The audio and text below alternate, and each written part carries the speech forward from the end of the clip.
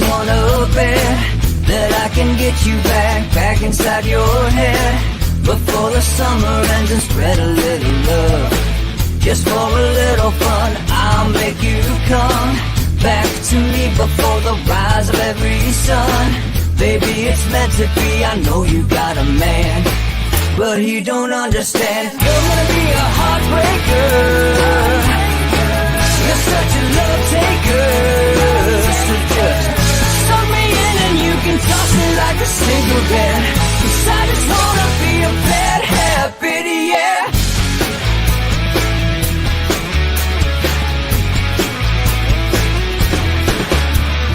Rhythm in our love, it's impressive, excessive.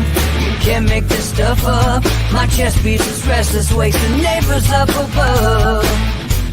Yeah, baby, come and show me love. Baby, come and show me love, because you're gonna be a heartbreaker. You're such a love taker. So just suck me in and you can toss me like a cigarette, 'cause I just wanna be a bad habit, yeah.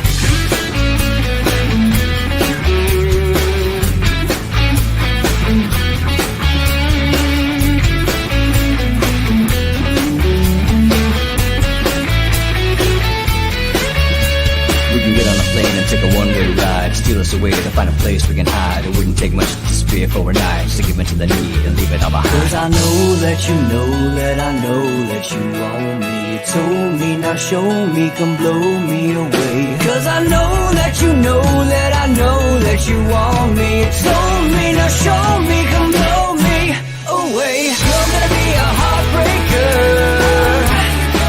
you're such a love taker. So just suck me in and you can toss me like a cigarette, 'cause I just wanna be a bad habit, yeah. You're gonna be a heartbreaker, you're such a love taker. So just suck me in and you can toss me like a cigarette, 'cause I just wanna be a bad habit, yeah. Suck me in and you can toss me like a cigarette, 'cause I just wanna be a bad habit, yeah.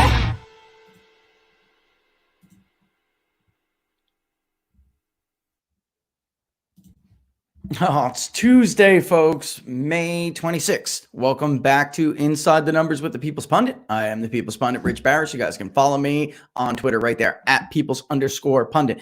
I hope everybody had a safe and happy Memorial Day, remembering what it is all about. Today, we're going to get into Joe Biden's risky strategy. On Friday, I missed some of the "you ain't black" comments, so we'll talk about that too. And then some of the questions that I missed. One in particular about Broward County and the new supervisor of elections. We didn't forget about you. I just ran out of time, and we will get there. But let's start this off first and foremost with Joe Biden's risky strategy, which is, of course, the economy. So over the weekend, there were reports that Joe Biden sees his poll numbers, and he sees that Trump's only final edge is on the economy, right?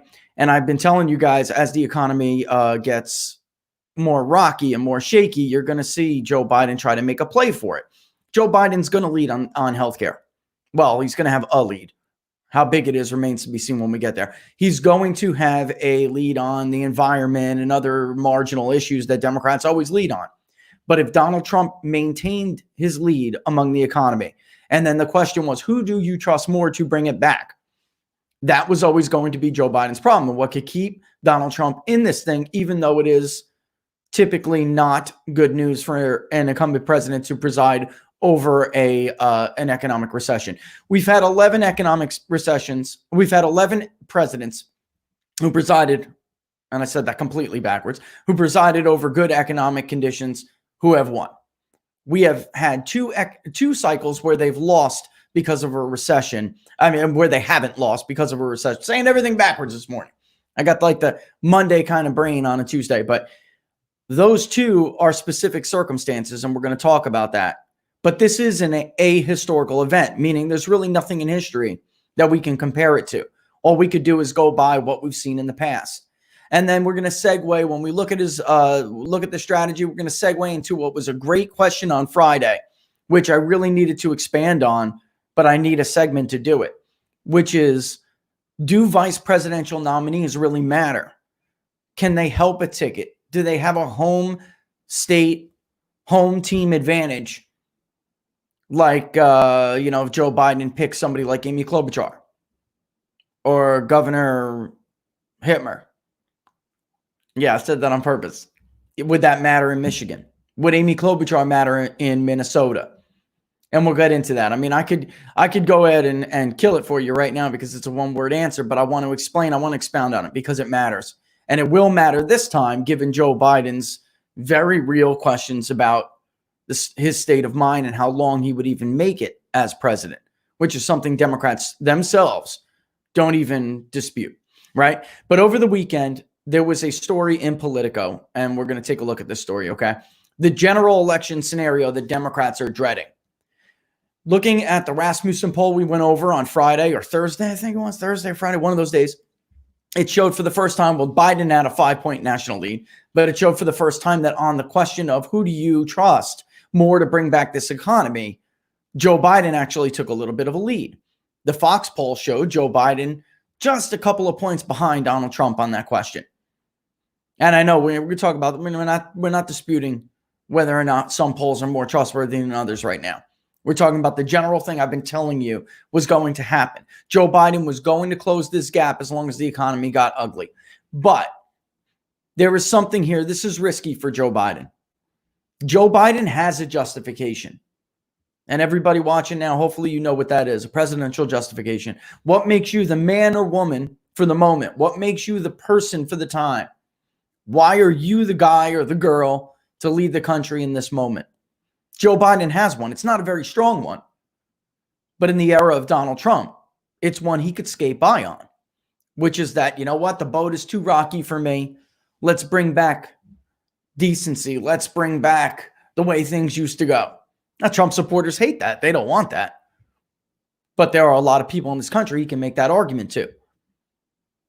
He's jumping the gun here. His campaign is jumping the gun here. Let's read a little bit from that. And this is what I've been saying is really Donald Trump's Achilles heel was the economy. It didn't matter what his approval rating was. It doesn't matter what the Politico poll says his approval rating is. It doesn't matter what the Fox News poll says his approval rating is. Not now. If Donald Trump went into November with 3% GDP growth, he was going to be reelected. Any other psephologist, any other election forecaster with their little models out there, none of them painting the Democratic, whoever the Democratic nominee was, with their cute little models and their little graphs. They never tell you how they come up with an answer for the glorified poll readers, which is all they are. None of them will find you any president in those 11 cycles who lost, because it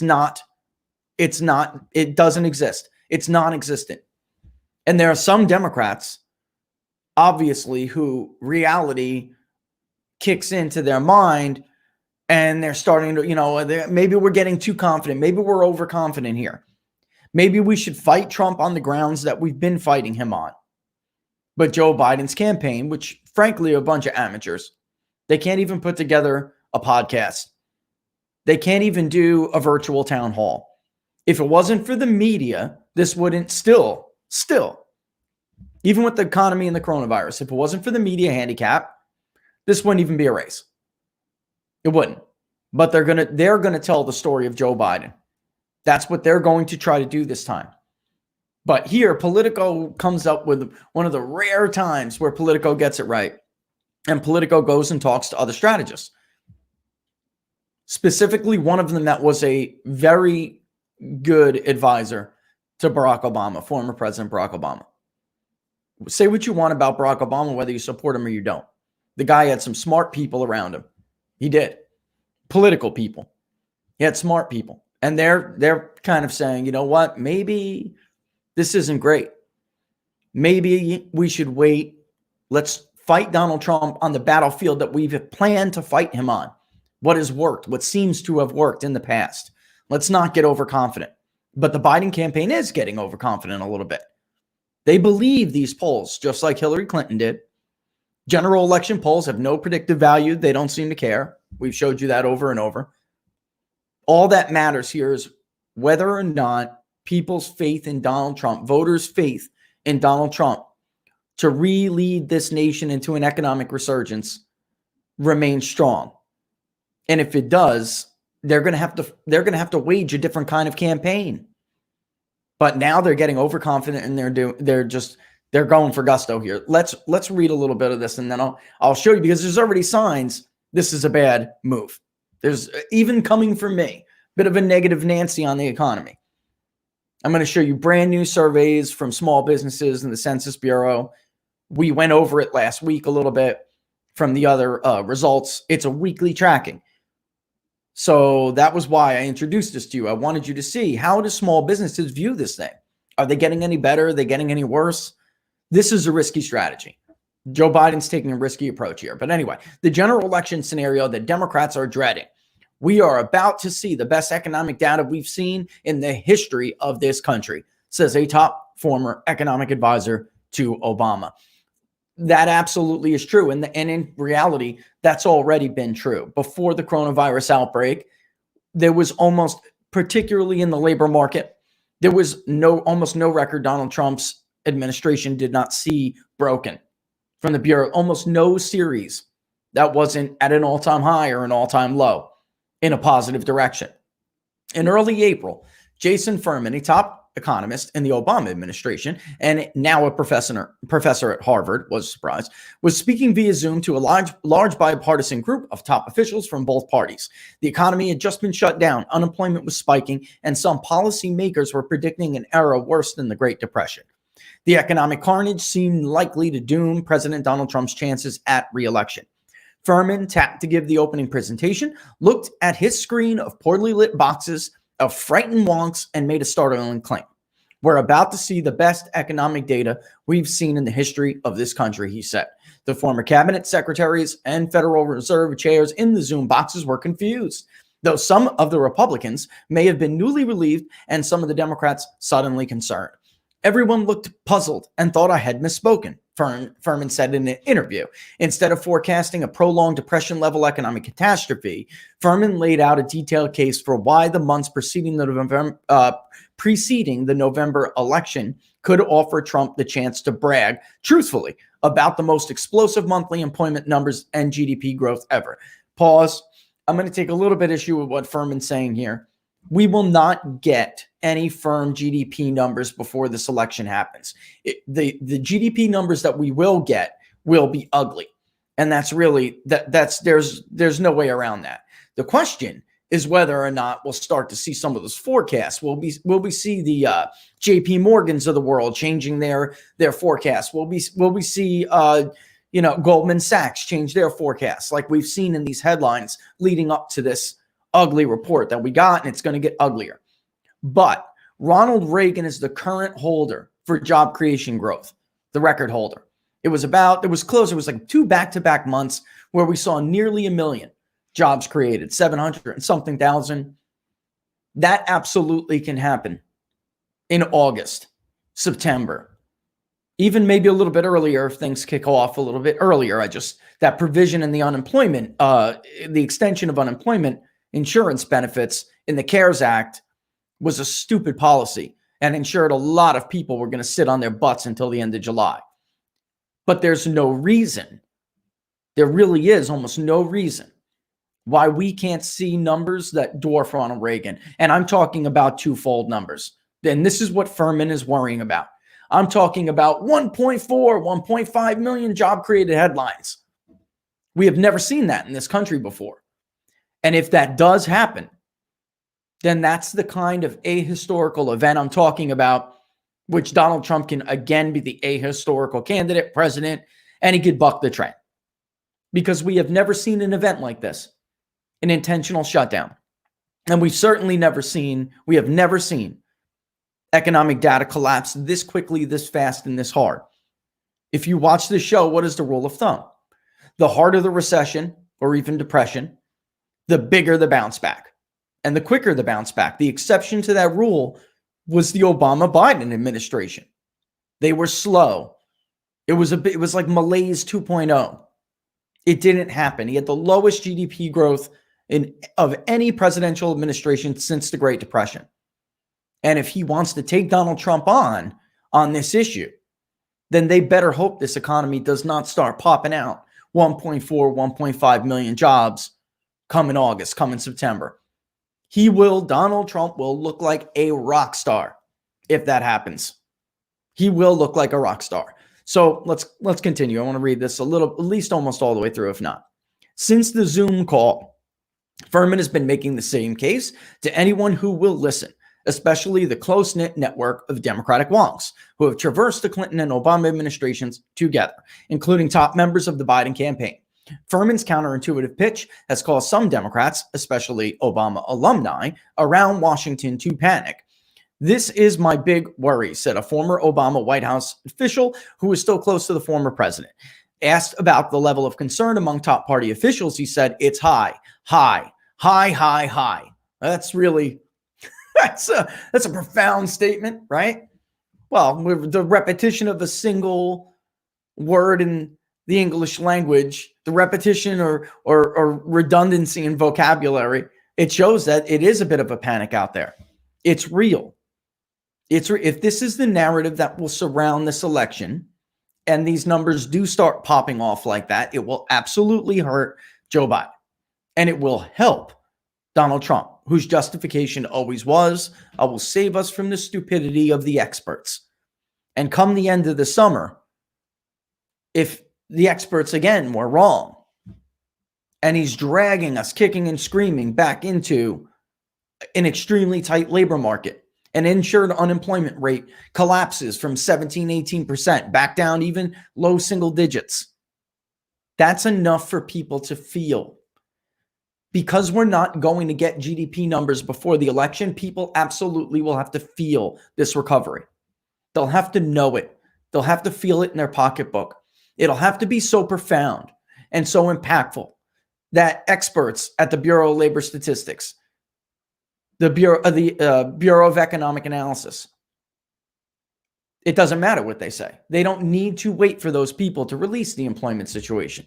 They don't need them. They don't need to see the GDP numbers from the BEA. They'll feel it. They'll know it. And Donald Trump will be able to run all over the country saying, I did it again. Or actually, better yet, because this is what Donald Trump does, he'll say, we did it again. I'm sounding a little bit more optimistic here today, right, for Trump's chances, because I've been pessimistic. I've been bearish on his chances. But that's because reality always wins, folks. It always wins. So my feelings on this election are going to change as the data changes. And I'm kind of dying to show this to you, but let's get through this story and you'll see why I got a little bit of cause to be more bullish than I was just a week ago. That's the way these things go. And we'll know more about the narrative and those justifications as time goes on. So top policy officials on the Biden campaign are preparing for a fall economic debate that might look very different than the one predicted at the start of the pandemic in March. Quote, they are very much aware of this, said an informal advisor. I don't know what an informal advisor means. You're either talking to somebody on the campaign or you're not. Maybe they're paid, they're unpaid. What is it? That was a very careless, sloppy word, Politico. Very careless, very sloppy. Furman's case begins with the premise that the 2020 pandemic triggered economic collapse is categorically different than the Great Depression or the Great Recession, which both had slow, grinding recoveries. All right. He's right about one thing, he's wrong about another. It is very different. The Great Depression was caused by speculation, and in a way, so was the Great Recession. It was caused by government forcing banks to write mortgages to people that could not afford them. And in response, they bundled together securities that were high-risk subprime securities. Very different. This is not the typical situation. We reached over to the switch, we flipped the switch, and we turned it off because of a pandemic. Something that's never done before. We disrupted supply lines, supply chains. We did things that we have not done in the past. But it also means that it's not something we can ever compare to something else that we've seen in the past. And the way that the economy recovered after the Great Depression and ditto the Great Recession, slow, and it was a grinding recovery, both. could argue it's not just that they were so deep that it took a long time for it to come back. There are counter arguments out there that says government intervention made them grind. They didn't have to grind. Much of the New Deal was rolled back because it was a catastrophe. We only now remember the stuff that remains, and we praise it, and we give FDR credit for taking us out of the Great Depression. The Second World War took us out of the Great Depression. The New Deal did not take us out of the Great Depression. Go and type in Great Depression in the search bar in People's Pundit Daily, and you'll probably find a dozen articles by Dan Mitchell, an economist over at the Cato Institute, whether you agree with him or not. Sometimes I do, sometimes I don't, but I don't censor stuff on People's Pundit Daily. And he will make probably a dozen arguments over the years on People's Pundit Daily about FDR's policies and the New Deal slowing the recovery after the Great Depression.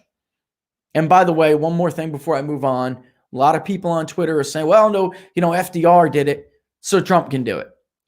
FDR was beloved. Donald Trump is not beloved. People did not blame FDR for the economic depression because it started before FDR.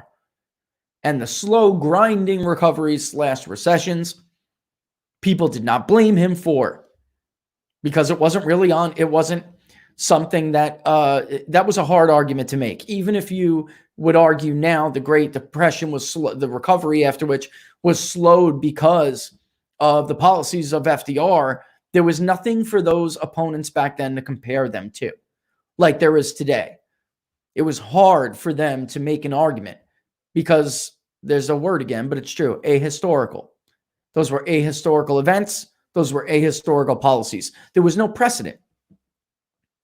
And he was beloved by all, almost all. It was just a hard argument to make. Anything was a hard argument to make against FDR. People loved him. All right, so instead, he believes the way to think about the current economic drop-off, at least in the first two phases, is more like what happened to a thriving economy during and after a natural disaster. A quick and steep decline in economic activity, followed by a quick and steep rebound. The COVID-19 recession started with a sudden shattering of many businesses, a nationwide decline in consumption, and massive increase in unemployment. But starting around April 15th, when economic reopening started to spread, but the overall numbers still look grim, Furman noticed some data that pointed to the kind of recovery that economists often see after a hurricane or industry-wide catastrophe like the Gulf of Mexico oil spill. You guys remember that under Obama, the BP oil spill? It did absolutely collapse the economy in Louisiana and in much of the Gulf, but we saw a lot of rebounds. He's going to talk about some here, which I'm going to just regurgitate, but I want to show you something else that we've been tracking that is good news for the country, bad news for Joe Biden. Good news for the country, bad news for Joe Biden. Consumption and hiring started to tick up, quote, in gross terms, not in net terms, Furman said, describing the phenomena as a partial rebound. The bounce back can be very, very fast because people go back to their original job. They get called back from furlough. You put the lights back on in your businesses. Given how many people were furloughed and how many businesses were closed, you can get a big bump out of that. It will look like a V. Instead of a long, protracted trough, there will be a very small one and a bounce back. That is what Furman is arguing. Larry Kudlow, the head of the White House National Economic Council, and now I'm going to speed through some of this a little bit, all right? He said that I totally agree. Q3 may be the single best GDP quarter since regular data. Second half, super big growth, transitioning to 4% or more in 2021. So what he's saying is, oh, by the way, he called Furman, who he knows very well, usually a street shooter. Hats off to him. He's praising him a little bit for being honest. In the era of Donald Trump, it is very difficult to find people, even in data science field, data journalism, everything like we talked about. I think it was Tuesday, the perversion of science and data last week. It was really the perversion of professionalism under the era of Donald Trump. There's almost no profession, whether it's data journalism, which is really a lot like financial reporting or economics or legal analysis. It just almost doesn't matter anymore. Everything is tied to politics. Everything is tied to whether or not you support or oppose this president. Almost everybody is willing to just throw out their reputation because they can't stand the guy. Or there are some on the flip side where they love him, so they're willing to cheerlead for him like they did during this crisis, like many did, and they were wrong. Now we've shown repeatedly. It's getting annoying to repeat this stuff. But anyway, he goes and he says, hats off to him. I've been saying that on TV as well, said Kevin Hassett, a top Trump economic advisor, who pointed to a Congressional Budget Office analysis predicting a 21.5% annualized growth rate in the third quarter. If CBO is correct, a quote, we will see the strongest quarter in history after the weakest in the second quarter. I have absolutely no doubt, folks, that can happen. I have absolutely no doubt that we can see 25% gross domestic product. We just are not going to see those numbers before the election. So again, people are going to have to feel it. They're going to have to feel it here. They're going to have to see it here in their wallet. They're going to have to feel it and notice it. But the economic numbers, we get a headline jobs report every month. And the Labor Department data, as ugly as it is now, just like we see it now, weekly jobless claims we get every week, right? We go over them on this show. We cover them on People's Pundit Daily. Those numbers will be out. And if we're pumping out 1 million jobs, 1.2, 1.4, 1.5, absolutely doable. If we're doing that, it's bad news for Joe Biden. But his campaign right now sees a few point lead in the Rasmussen poll. They see Trump with just a few points ahead of him on the economy in the Fox poll, in their own, no doubt. Because that is a natural. You would expect that. It's natural. The economy's getting ugly. And they're jumping the gun here. Because nobody has the record, especially the labor market record. Nobody's got that record. Nobody's got Donald Trump's record. And if it starts bouncing back, it's going to be a very easy argument to make. Compared, by the way, up against Joe Biden's, which was one of the worst ever in history. One of the worst ever. And if you remember I think it was last week too. Wasn't it last week? I believe it was. We talked about why Joe Biden was worried about consolidating the black vote. Specifically, we're talking about black men, ages 54 and younger. You want real specifics, 30 to 54. Black working men, ages 30 to 54. Those are problem votes for Joe Biden. He has not consolidated that vote. And yeah, I know, I see. We're going to get it. Believe me, I got a little clip already. We're going to get into that. I know I missed the "You Ain't Black" comment. We're going to get into that. We got a video clip I'm going to run, but I know we missed it and we'll talk about it. But that's why he went on that show, folks. That's why he went on that show. To try to shore that up, to try to look cool to those young black men. That's what he was doing. That's what Hillary Clinton was doing when she thought it would be all right to tell everybody she carries hot sauce in her purse, which was obviously ridiculous. That's what Kamala Harris was trying to do when she told the world she's Jamaican. So she smokes pot, has smoked pot. What, are you kidding me? I'm Jamaican. Don't talk to me about pot. Don't talk to me about, I'll roll a spliff right now that'll put you all to shame. She was so full of crap and became the first president, I think, and presidential candidate ever in history, I think, to be denounced by her own daddy. Denounced by daddy, you know? But yeah, I mean, this is the point where I don't even know why they go on these shows. But that is why. That is what they're doing, just to let you know. But it's not smart. It's stupid, right? And the point is, that is who they're trying to appeal to, because those are the problem voters for Joe Biden. And if he doesn't connect with these people and the economy comes back, he could end up in Hillary's boat, where there's just not enough in Wayne County. She missed the mark just by a little bit. Same that could happen to Joe too, and he knows it. It's just not enough out in Philadelphia. They didn't squeeze enough out of Broward County, and they fell a little short. And you look like at a state like North Carolina, where the Biden campaign wants and thinks they can flip North Carolina. So did Hillary Clinton. The problem is, while it has trended more Democrat, there is no DC suburb like there is in Virginia. So it's not only resisted that since 2008, it's reversed quite a bit. Trump undid a lot of that damage. State like North Carolina, you have a lot more conservative black voters than you see nationwide. That's an area where those 30 to 54-year-old working black men really could be a problem for the Biden campaign. They are absolutely reachable. You don't need to reach them all. He doesn't need to win 30%, as some of these polls have shown, and we've debated. That doesn't have to be the case. All right, so it's 10:30.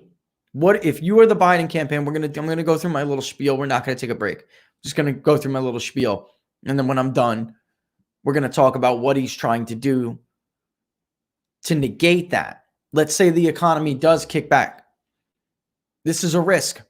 What's he going to do to try to negate that?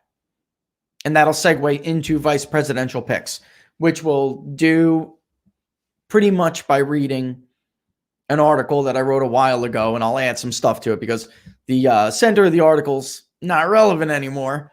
He's a bust, but it's still prescient because Joe Biden probably is one of the best examples of do vice presidents matter.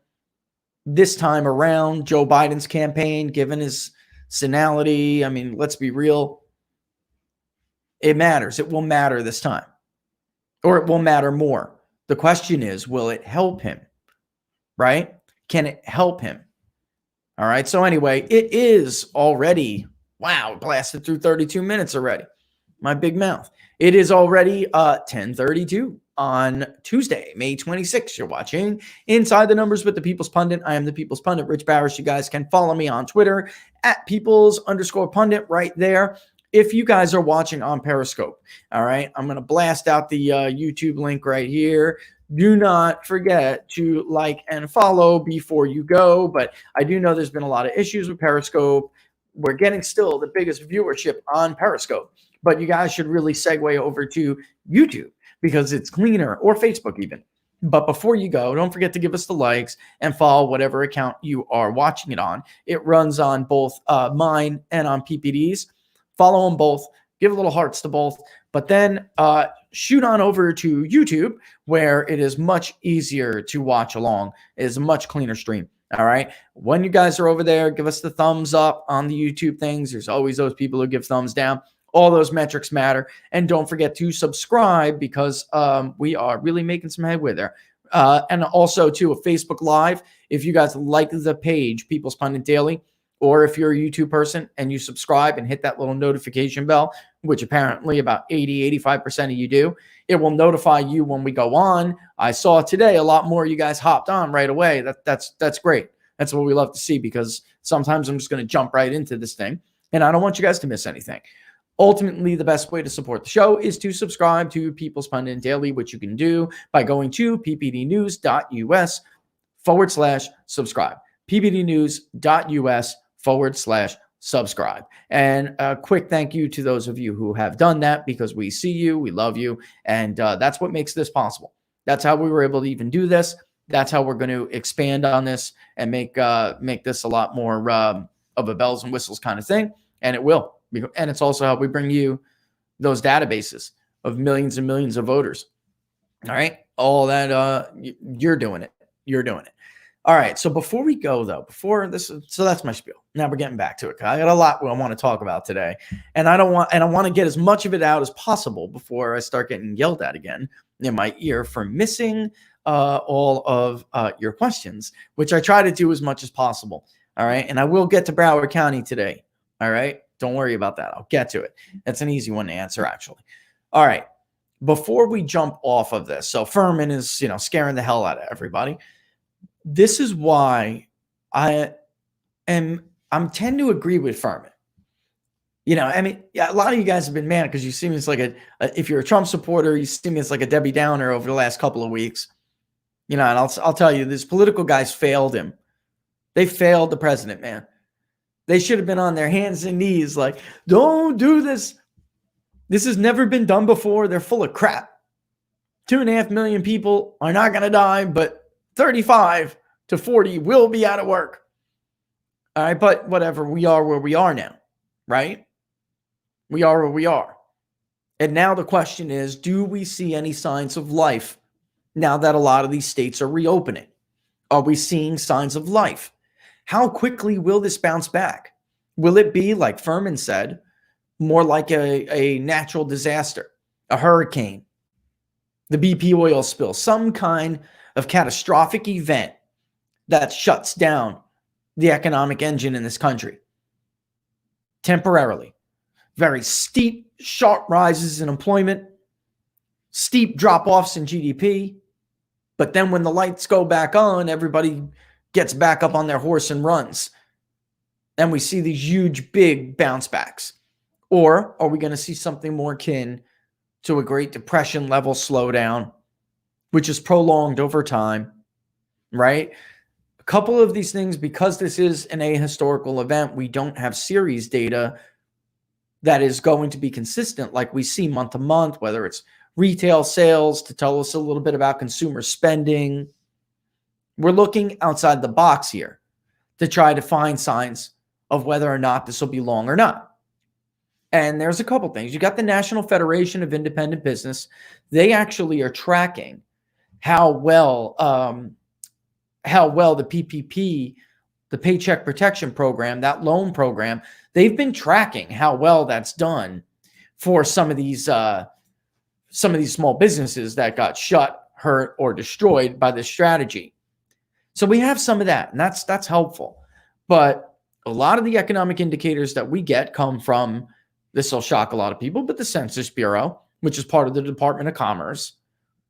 We get a lot from the Census Bureau, whether it's new residential construction, retail sales that I just mentioned, wholesale inventories, trade statistics, which is done in concert with the Bureau of Economic Analysis.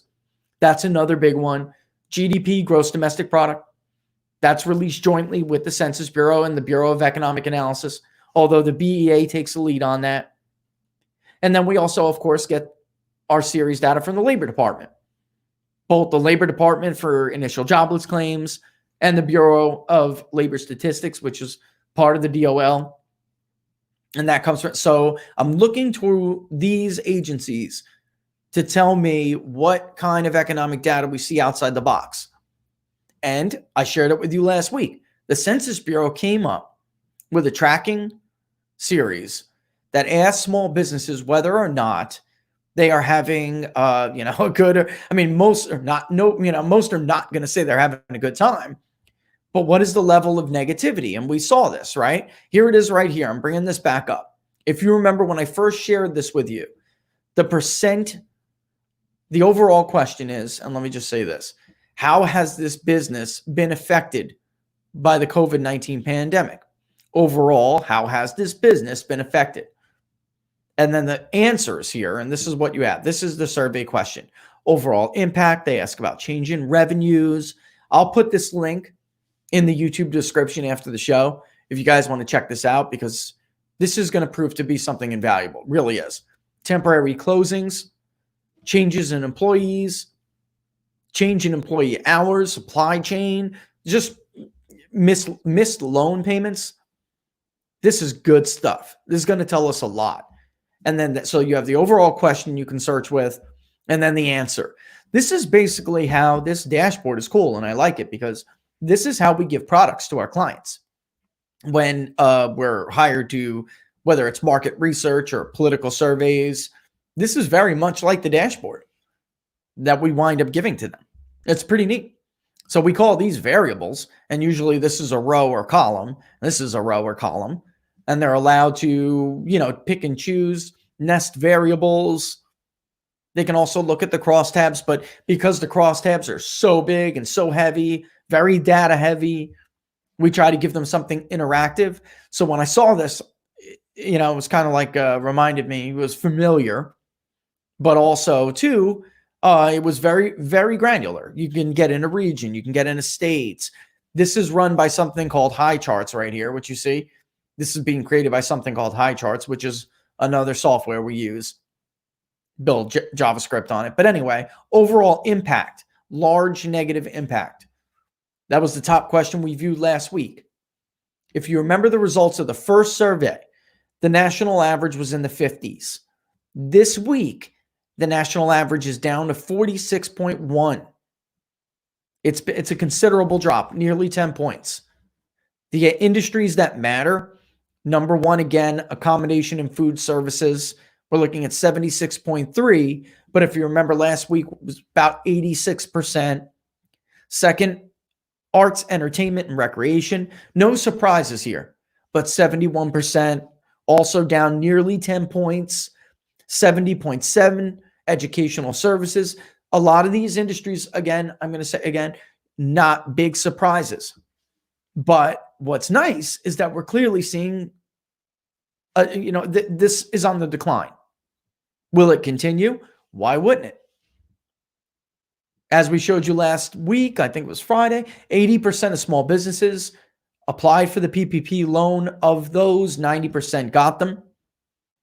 It may, there's an argument to make that it may need to be re-upped again, but not if you're going to reopen the economy, which hopefully when we start to see that, and we have, another 5 states will loosen their restrictions today, we should start to see some improvement.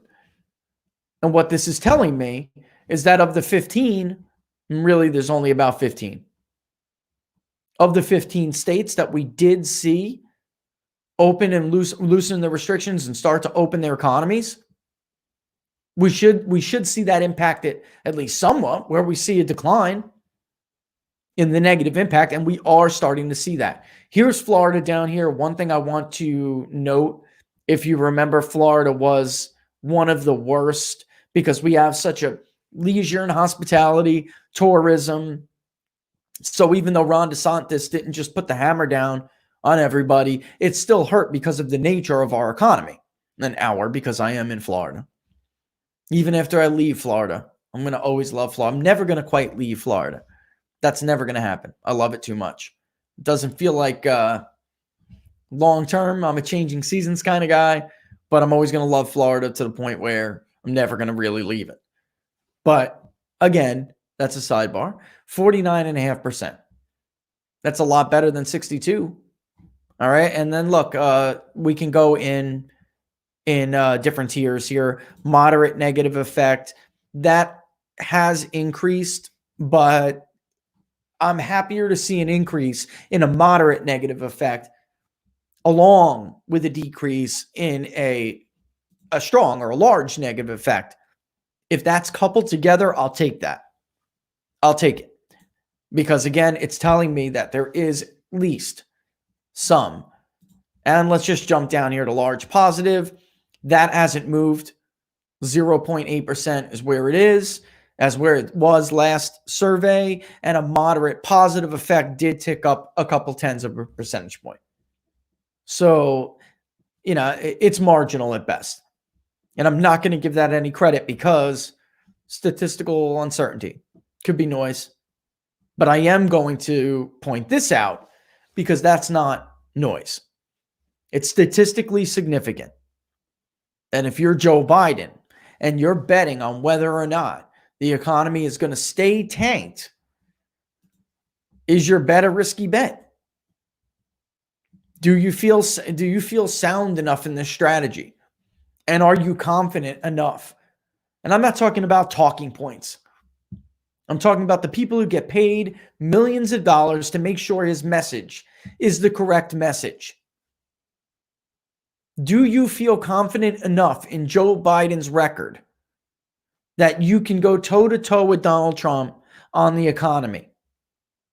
If it looks like the economy is going to end up, like Furman said, being more like a sharp rebound because of an economic catastrophe or an act of God, which means, like a weather event or a catastrophe like the BP oil spill. Are you confident enough if there is, in fact, a sharp rebound? Are you confident enough in Joe Biden's record on the economy that you want to go toe-to-toe with Donald Trump? That's risky to me. That's risky to me. I think Biden, at least for now, would be in a much better position if he just simply talked about healthcare. They're trading off leads on who people trust more to handle the coronavirus pandemic, which will become part of the larger issue of healthcare. That is a strong Democratic issue. You should stick to what you're strong in, at least until you have more of a certainty. Or you could rely on other things to try to to try to close the gap if things don't go your way. And it's sad we're even talking about it like this. Like they want the economy to collapse. That is absolutely true. This is no BS conversation here. They want the economy to collapse and stay collapsed until after the election. There is no data and science to support ongoing or prolonged lockdowns. And we talked about this last week, and I'm going to stress this from now on. Anytime you hear someone say data and science or science and data or evidence, they use these words, one of those three words, data, science, evidence. Make sure that they offer some of them because that does not supplant. Just simply using those words does not suffice. You have to actually offer some. And we saw it over the weekend. Trump and the RNC, they want to know what's going on with North Carolina. They want to know whether or not they're going to be able to hold the RNC there this year. And Governor Cooper, he's a Democratic governor in North Carolina. It is absolutely true that the state is a pink to light red state. 3-4 points. But that they will statewide for local, all politics is local kind of races, gubernatorial race being the prime candidate of that. It is absolutely true that Republicans, large shares of them, will vote for a Democrat. But we have seen now this tension between some of even those supposed moderate Democrats. And Roy Cooper over the weekend pulled another one of what I told you guys to worry about. Trump starts whacking him on it. The RNC wants an answer. And he comes out and he tweets statement from Governor Cooper's spokesperson today on today's comments about the Republican National Convention. Quote, state health officials are working with the RNC and will review its plans as they make decisions about how to hold the convention in Charlotte, North Carolina. Charlotte, North Carolina is relying on data and science to protect our state's public health safety. Well, again, the use of the word does not supplant having to actually cite one data or science as evidence. Because if he was listening to the evidence, as we showed you last week, he would see that there is no relationship between reopening the economies and increased infections. In fact, those who had more open economies saw better numbers. New York is skewing the nation's data as a whole, but now they've become one of the most strict lockdown states. There is nothing to support what Andrew Cuomo is doing. Nothing. Today, we're going to get some reopening, some semblance of floor activity. But the financial district is still very much in danger of becoming something we don't even recognize. We are at that point still. The city, I mentioned it on Friday, but if you guys didn't see it or read the column, the headline column, you really should. New York Post, it's basically made the argument on Friday and the lockdowns now. And it was just sad. I mean, it's more than just frustrating. It was sad because of what is happening to the city while these people just continue with their data and science, data and science, data and science. In truth, these words are being used to justify lockdowns that are not supported by empirical evidence, which we actually do show you. And why would they be wanting to do that? Is it really that difficult to believe we're in such an ideological era that politicians would ignore the suffering of millions of Americans for political gain to make Joe Biden's very risky strategy a more sound strategy? Are we really that naive to believe that they wouldn't do this? Of course they would. Absolutely they would. There was never any serious support for it to begin with. There was nothing to suggest it other than a bunch of models that weren't put together like a normal scientific model should be put together, plugging holes of data that didn't exist yet, fabricating what variables, how they interact with the models, what they mean for those models. And yes, I said fabricating. Of course, you missed that. In case you missed that show, Murray's a fraud. Ferguson is more than just a fraud. He is a proven. He's a failure. He's a failed forecaster. Just go and Google Neil Ferguson bird flu. All right. That's all you need to know. I mean, you can't miss that badly and then still be expected to be taken seriously. Yet, not only did they take it seriously, his work was key in getting Donald Trump to ignore his instincts.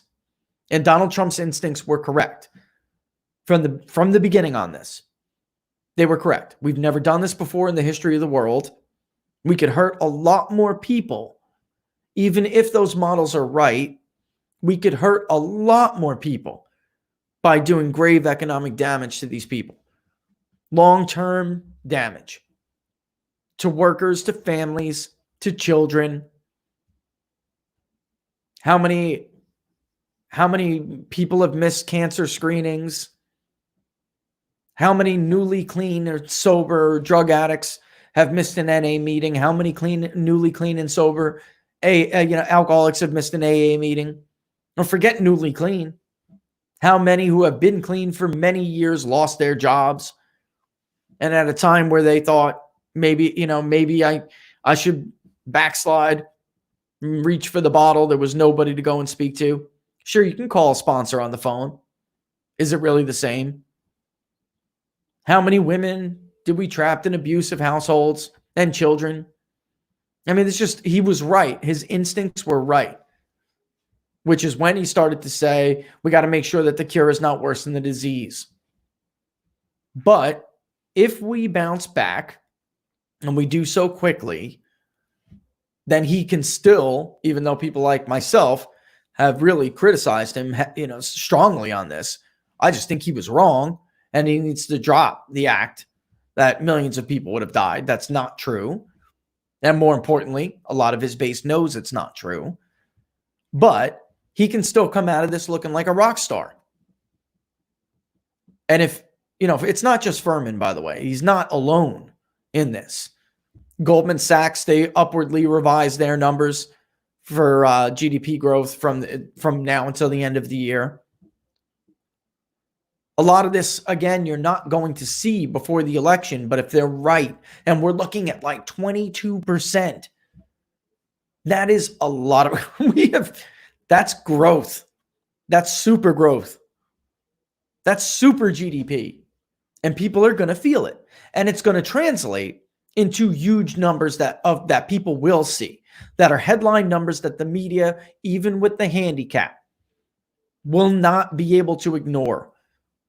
The employment situation report, which is just more commonly referred to as the jobs report, the monthly jobs report. It's called the employment situation. That's what it's called. But that is not ignorable.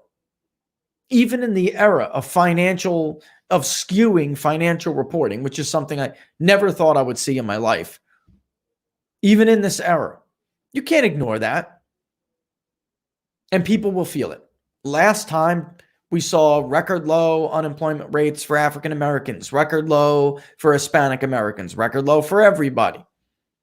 Increased labor force participation on top of that, which is the key, real key to a truly strong labor market. Not the methodological gimmicks we saw under Barack Obama, which were declining participation rates that led to declining unemployment rates.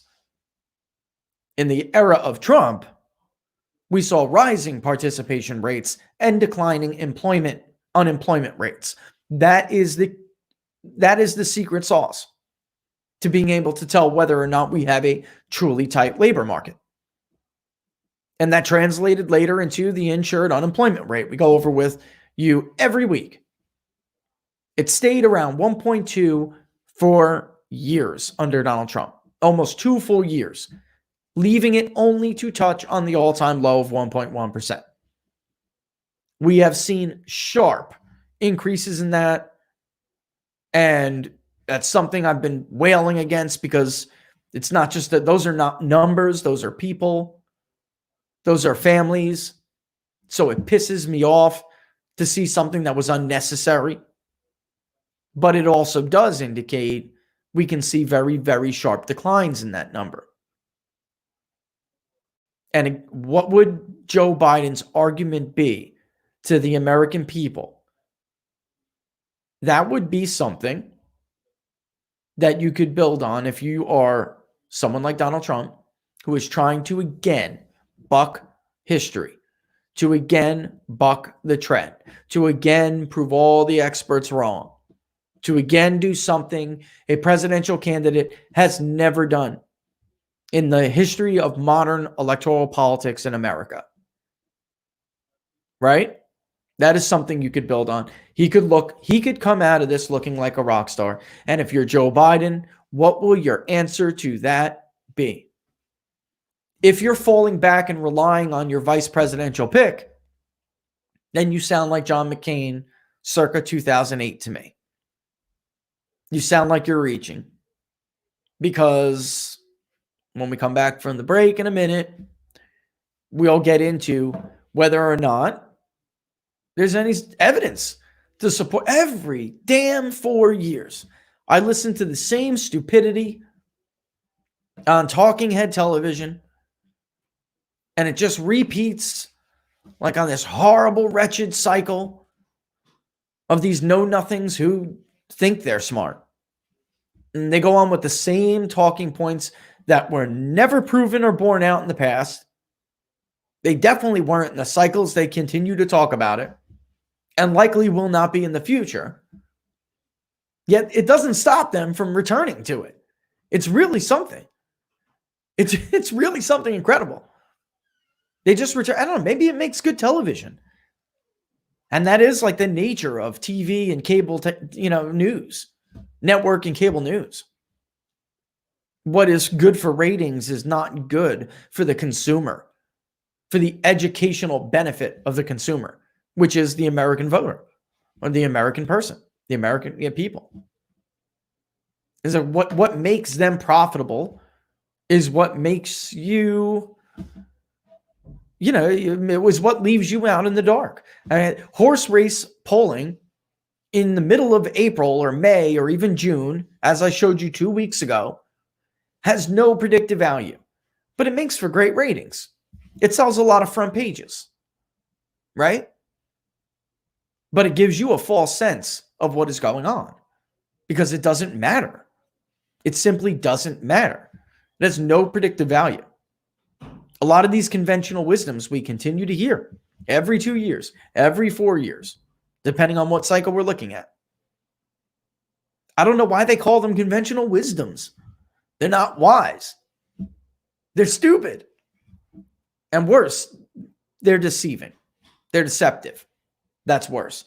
All right, let's get into the spiel and my break. When we come back, we'll get into it. Let's look at vice presidential nominees. We'll look at the strongest case in history for whether a vice presidential nominee had brought a home state, whatever you want to call it, home state, home team advantage to his ticket. We'll look at the strongest case in history, and then we'll assess that in the context of whether or not it's a smart move or is it a risky strategy for Joe Biden to think he should go toe-to-toe with Donald Trump on the economy. Truth is, for Joe Biden and Democrats, this is an election they could win. They could just beat themselves, is my point. All right, so it had just turned 11 o'clock on Tuesday, May 26th. You're watching Inside the Numbers with the People's Pundit.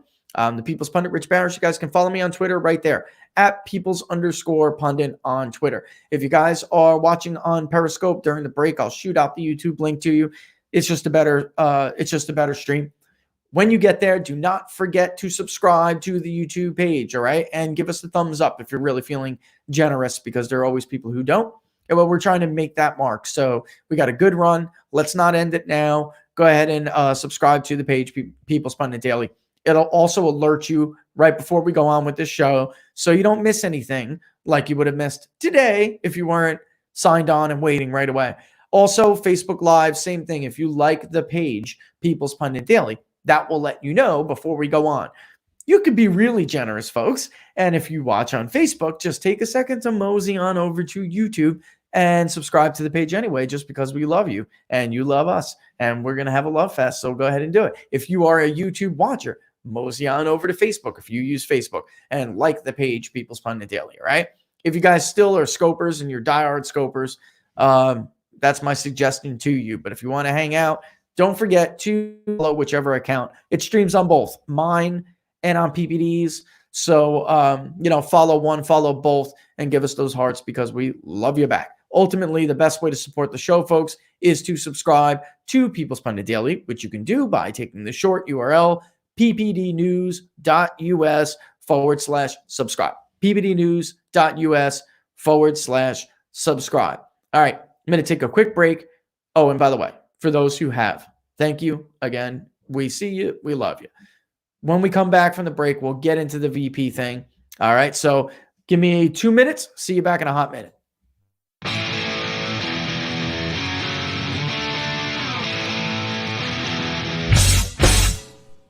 How much you wanna bet that I can get you back inside your head before the summer ends, and spread a little love. Just for a little fun, I'll make you come back to me before the rise of every sun. Baby, it's meant to be. I know you got a man, but he don't understand. You're gonna be a heartbreaker. You're such a love taker. So just suck me in and you can toss me like a cigarette. 'Cause I just wanna be a bad habit, yeah.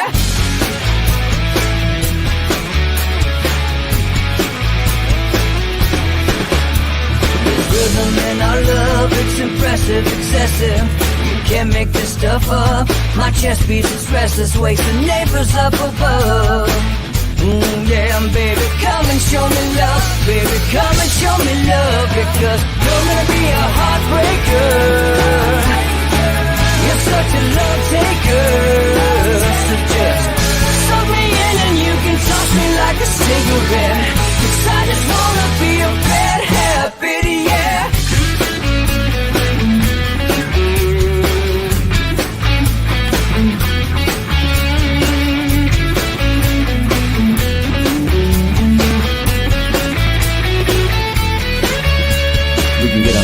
Take a one-way ride, steal us away to find a place we can hide. It wouldn't take much to spear for a knife, just to give in to the need and leave it all behind. 'Cause I know that you know that I know that you want me. You told me, now show me, come blow me away. 'Cause I know that you know that I know that you want me. You told me, now show me, come blow me away. You're gonna be a heartbreaker. You're such a love taker. So just suck me in and you can toss me like a cigarette. 'Cause I just wanna be a bad habit, yeah. You're gonna be a heartbreaker. You're such a love taker. So just suck me in and you can toss me like a cigarette. 'Cause I just wanna be a bad habit, yeah. Suck me in and you can toss me like a cigarette. 'Cause I just wanna be a bad habit, yeah.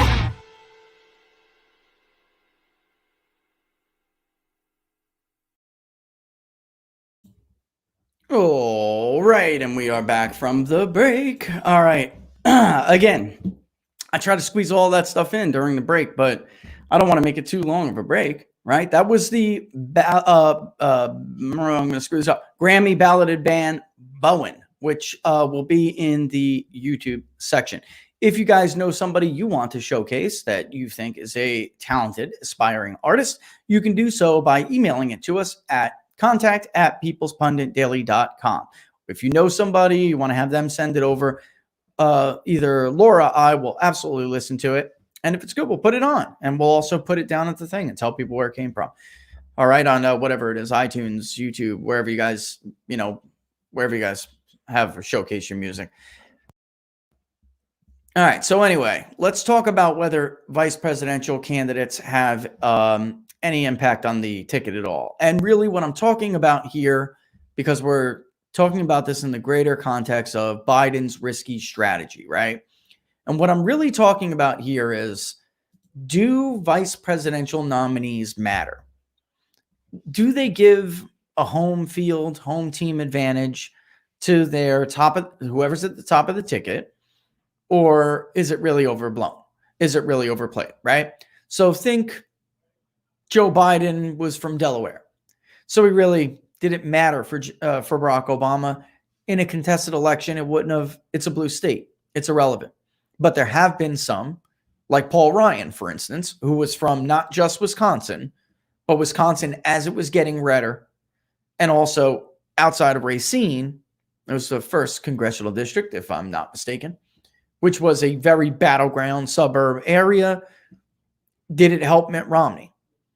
The strongest case, and we can go back, Governor Palin, while from Alaska, a red state, which was not in doubt or in question, John McCain had a base problem.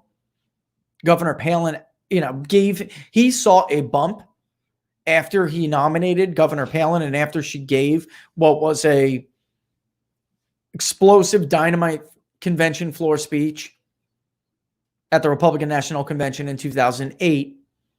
But bumps are bumps. Do they change fundamentally the narrative of the election? Did they do anything for the justification that a candidate has? Do they impact a battleground state if they're from a battleground state like Paul Ryan was? The strongest case for this, and if you are, in academia and you do what I did in academia, they're going to argue, for those who believe this, they argue Lyndon Baines Johnson with JFK. And some time ago, this is going back to when Beto O'Rourke was deciding, whether or not he would run for president. And then he did ultimately decide that, right? But everybody pretty much knew, everybody outside of that schmuck from that magazine who attacked me, who wrote this puff piece about him. It was like Vanity Fair or some not real journalist who has a very long history of writing puff pieces for these Democratic candidates. He did it with Barack Obama. This is what he does. He writes puff pieces. So he finds the candidate, the new Democratic candidate that the liberal elite in the media wants to see elected. And then he goes and spends some time with them, writes a puff piece that makes them look like the second coming of the Messiah. And that's what he does. And at this time, when I wrote this, that piece had basically just come out, and they were talking about Beto O'Rourke not really winning. Nobody believed he was going, nobody serious anyway, believed that Beto O'Rourke would be the Democratic nominee for president. But the talk was, you know what? He came very close to beating Ted Cruz in Texas. Perhaps he could put Texas in play. And that was the argument. Is there any real evidence to suggest, which is the headline of this thing, can Francis Beto O'Rourke really put Texas in play as the vice presidential nominee? All right. And I'm going to read this essentially verbatim because, well, let's just do it. Remember the context. Since Francis Beto O'Rourke changed his mind and announced he is running for president, media pundits have speculated he at least could put Texas in play as a vice presidential candidate. For the purpose of this article, we'll stick to the prospect of him being the 2020 vice presidential nominee for two reasons. One, that claim has dominated conversation among prognosticators. The reason being even more important. Two, Democrats are not bullish on his chances of winning the nomination, and they never were.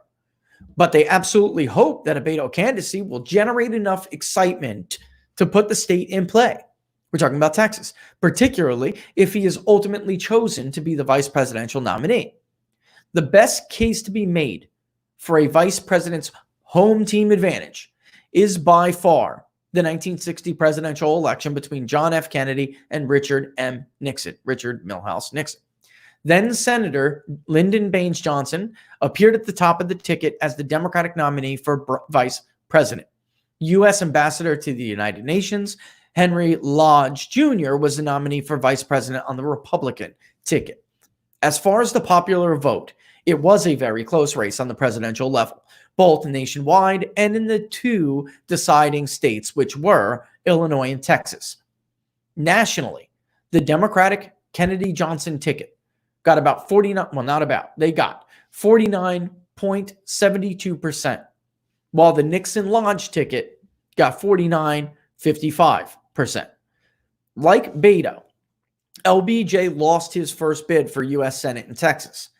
In the 1941 special election, he fell short with just 30.26% of the vote against Wilbert Lee, or Pappy O'Daniel, who took 30.49%. It was a feeling of defeat he would not soon forget, nor would he ever allow himself to repeat.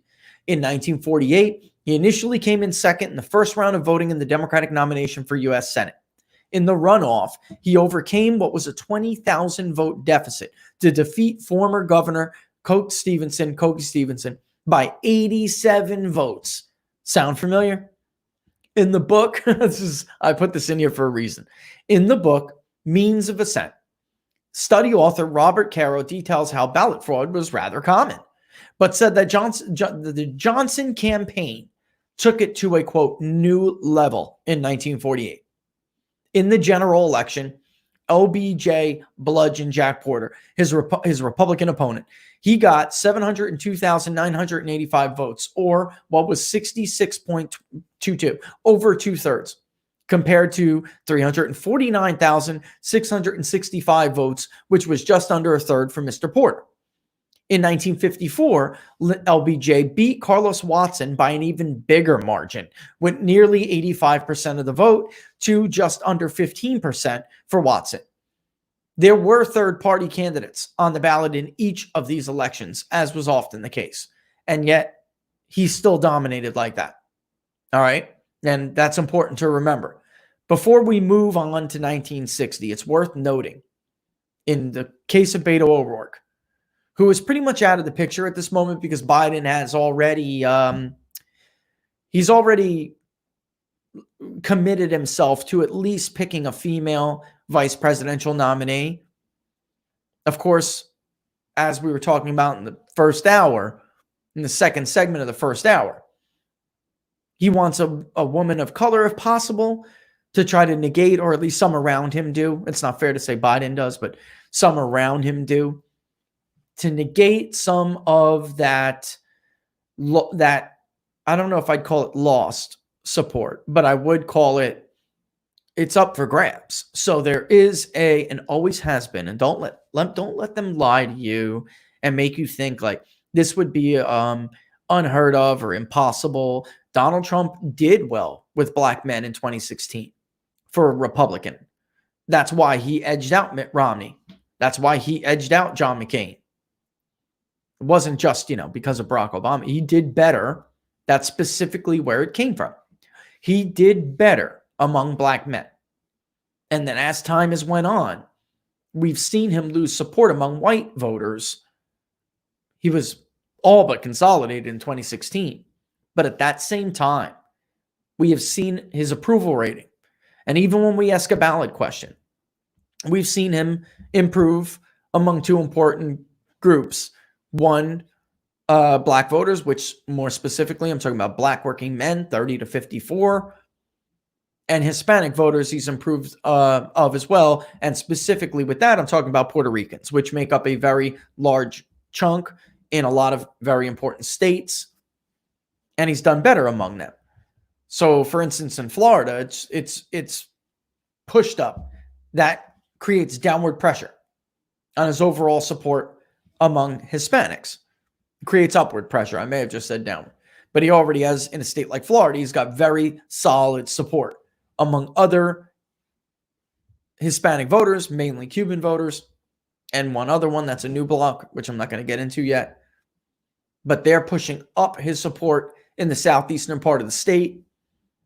He's weak in the central part of the state among Hispanics. And if he increases his support among Puerto Ricans, that will create upward pressure on that in the central part of the state because that's where a lot of them are located.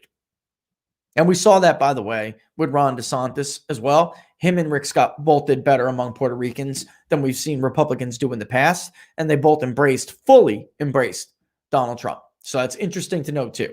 That's another show though, right? Beto O'Rourke has none of these accomplishments under his belt, which is important to note that he's out. He's out. But I want to repeat this because it goes to the overall argument. And his home team advantages are almost always built over time. So these things, Beto was new. And these things take time. Lyndon Baines Johnson was a senator. He built a base of support like congressmen build supports in their bases of support in their districts. They bring home the bacon. Certain businesses, benefactors in the area make sure they have a get out the vote. That's why, one of the reasons, that name recognition, but that's why it's very difficult to beat an incumbent once they're in office. That's why the power of incumbency matters so much. They build up bases of support. At this time of 1960, he had done that. Beto O'Rourke had not, he had no base. And I know Beto's out, but depending on who Biden picks, it'll matter. So, for instance, Stacey Abrams, she lost. She lost. And if you go back and look at the episode on Georgia, you know she lost because she lost, not because of voter suppression. The African-American vote increased as a share of the overall electorate. It was gangbuster for a midterm election. She made blue areas bluer than they were for Hillary Clinton. Yet she still lost. Go back and watch the episode on Georgia and you'll know why. It's a heavy lift. So if we're talking about, well, Joe Biden's going to make up for the economy coming back in September and August, he's going to pull back in those working black voters by nominating Stacey Abrams. Is there any evidence to support that that would actually do anything? Or is it just a dumb talking point that we revisit every 2 years, every 4 years, right? So anyway, even still, even if there was a base of support for the candidate that Joe Biden ultimately chooses, they don't transfer vote for vote. In 1960, Lyndon Johnson's name was on the ballot twice for U.S. Senate and as the vice presidential candidate under JFK. He won his Senate race by the smallest margin ever for him, despite his status as the vice presidential nominee for the Democratic Party. He won with just under 58% of the vote, compared to just over 41% for his Republican opponent at the time, who was John Tower. This comes after he won 85% the time before, and over two-thirds of the vote 2 election cycles before. This was his smallest margin of victory ever, 58%. Yet, despite the still significant double-digit win, because it still was a big win, the margin of victory for the JFK LBJ ticket in Texas was 0.2 percentage point. Kennedy Johnson got 34,220,000, almost 221,000, which turned out to be 49.7% of the vote. The Nixon Lodge ticket got 34,108,000 and change, which was 49.6, 0.2 of a percentage point. Even though Johnson won his race by 58%, with 58%, to be more accurate. In the end, Johnson won by nearly 10 points more, roughly, but he wound up losing a ton of vote share that he was used to getting when he was running as a senator by himself. While we always hear about this home team advantage every 4 years, even the strongest of cases suggests not only is there no home team advantage, or a very modest one, there's actually, in this case, evidence of reverse coattails, meaning the presence of JFK on the ticket appears to have hurt then Senator Johnson. In closing, and by the way, again, read the book, and I don't like to pitch books on the show, but that book I was telling you about, Means of Ascent, excellent. And we were talking about voter fraud, which I don't like to harp on, but I'm also not going to deny exists. It does exist. And I'll answer the Broward County question in a little bit. It does exist. Anyone who tells you it doesn't is either stupid and or ignorant, and just doesn't know what the hell they're talking about, or they're a liar. They're lying to you on purpose because they're dishonest people. They are a dishonest person. But it absolutely does exist. And many people will tell you that Johnson, and not just in Texas, but in Illinois as well, and West Virginia, many people will tell you this ticket won this election because of voter fraud. In both Texas and Illinois, specifically Chicago. I don't like to harp on that stuff, of course, but I'm trying at least to tell. It's possible they could have lost this damn state. There is a real argument that not only was there not a home team advantage, and not only was there a reverse coattail effect, but he could have been embarrassed. He could have been embarrassed like Paul Ryan was embarrassed and wound up losing his home state, failing to carry it for his presidential standard bearer. That's how weak this argument is. And he had huge margins in the past. He got his butt whooped the first time. And then, whether you agree with LBJ or not, interesting political figure. Really interesting. He did not like losing. He was like, they don't make people like LBJ anymore. They don't make men like him anymore. Some will say that's a good thing. Some will say there's a lot of bad things about it. He's a man of drive, of ambition. He didn't like to lose. Very competitive.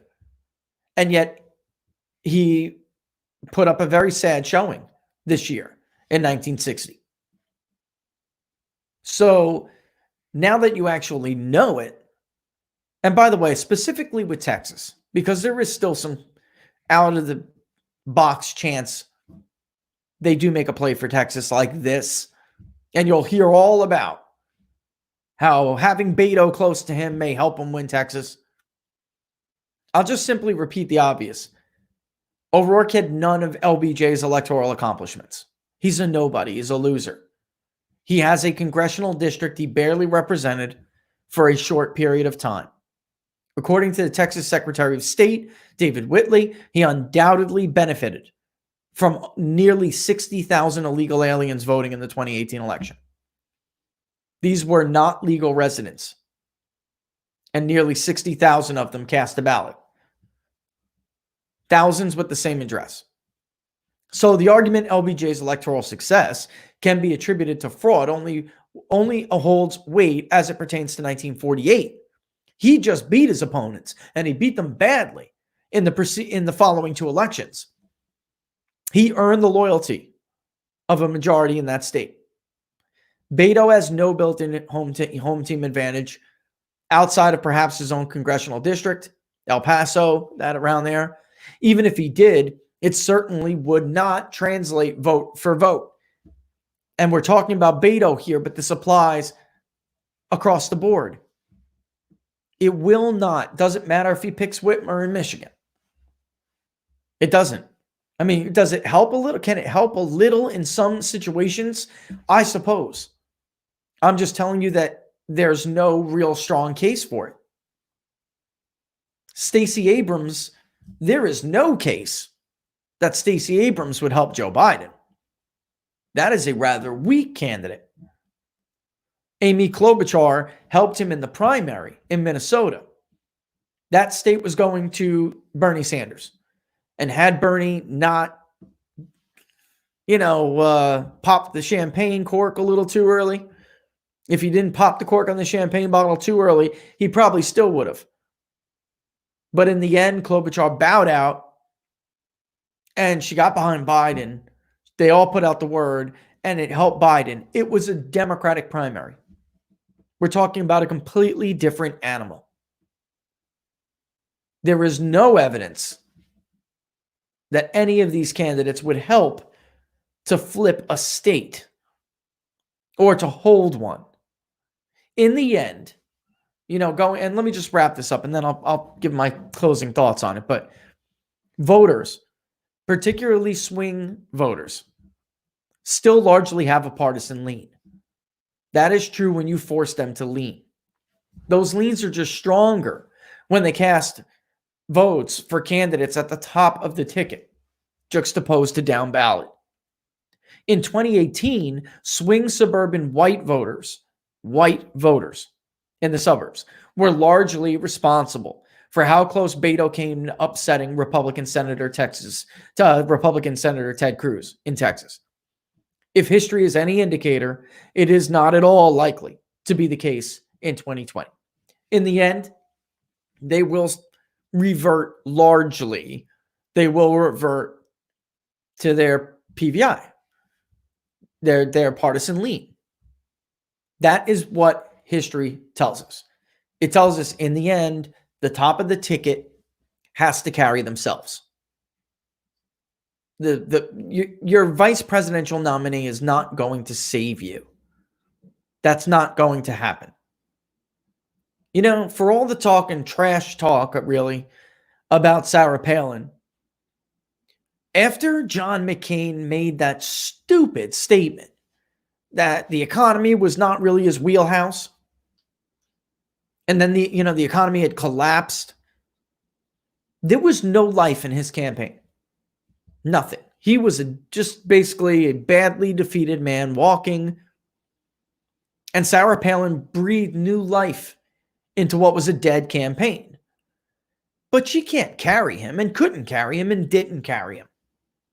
Same thing with Paul Ryan. That was before Paul Ryan was thought to be the figure he's thought to be today. The guy who lied to Donald Trump about putting a vote on the wall on the floor as long as Donald Trump signed that omnibus bill. The guy who lied to Sean Hannity and said that the Republicans absolutely had a plan to repeal healthcare. They did not. He was lying.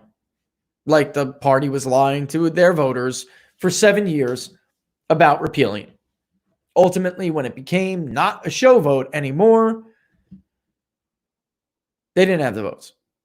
They didn't have a plan. They had to piece together what was some really garbage, flawed bill that would end up dying in the Senate.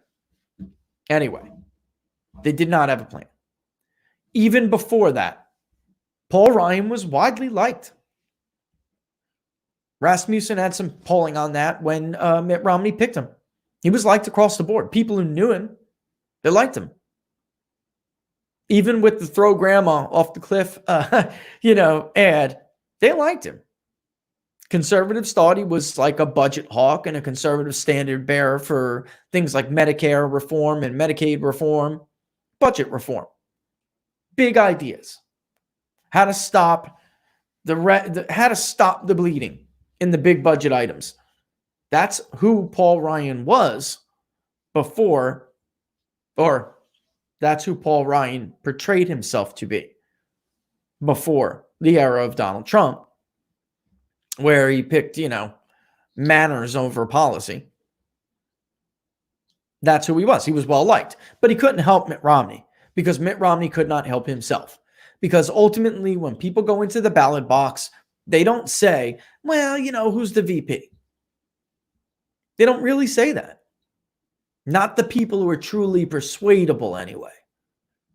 They're not going to make that decision based on the vice presidential nominee.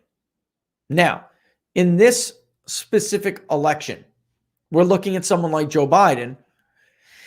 He's senile, folks. I mean, if he's not in the early stages of it, then he's in the stages of it. I mean, he's got problems. Joe Biden is not the man he was 10 years ago when he announced and they first brought him out of hiding. I don't say this to be mean. The vision is in my mind and I can't get rid of it. I saw him and immediately how I thought to myself is, oh my God, look how old Joe Biden got. How are they going to cover for this? He was walking down a ramp that's really built for like wheelchairs and like for people to wheel carts up and down. He didn't take the stairs coming out of the building. He took the ramp. He had somebody at him by the arm and he was essentially doing like the old man shuffle, the senior citizen shuffle, where his feet really weren't coming off the ground and his head was like leading the rest of his body because he was like halfway hunched. And then maybe he's still sharp. If he's sharp-witted, that Joe Biden we all know, the one who debated Paul Ryan in 2012, who in my opinion wiped the floor with Paul Ryan in that debate, with the exception of the comment, well, Joe, we all know you're under duress. The way Joe handled that, he made a fool of Paul Ryan. So I was thinking, okay, well, maybe in the end, he'll turn out to be sharp still, but he's not at all, clearly. As we saw, even before the Burisma stuff came up, which really hurt Joe Biden's poll numbers, it did. Before that, his poll numbers were already on the slide. Why? Because he was in Iowa talking about being in Ohio. Because he was in Ohio talking about being in Vermont. Because he was in New Hampshire and couldn't remember where Vermont was. I mean, all these crazy things. And yes, some of them exaggerate. His eye pops a blood vessel on television. I mean, this is not going to be a question people won't ignore this time. The VP will matter. But where I'm at right now and I think I just laid the case out for you here with LBJ. I'm not sure it'll help Joe Biden.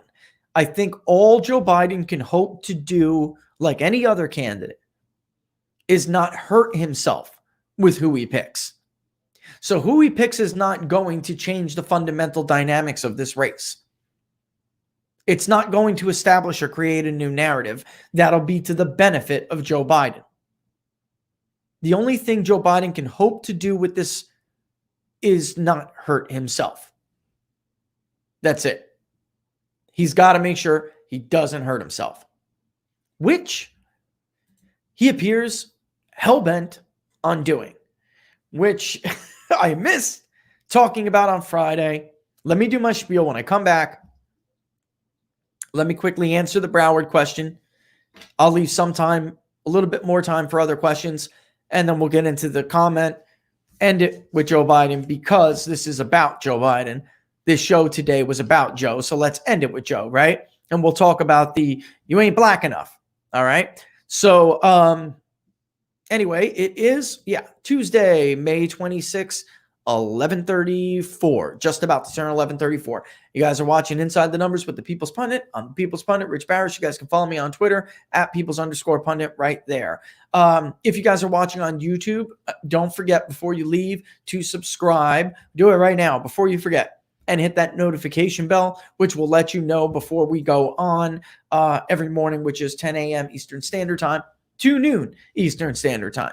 If you guys don't forget to subscribe to the channel itself. If you're watching on Facebook Live, also, if you like the page People's Pundit Daily, it will let you know before we go on. Same thing like on Facebook, so you don't have to race to the to get on, so you don't miss anything in the morning, which will soon be my opening monologues, and you really will not want to miss them. That'll give me some areas where I do a little bit of opinion, a little this, a little that. All right, so go ahead and make sure you do that.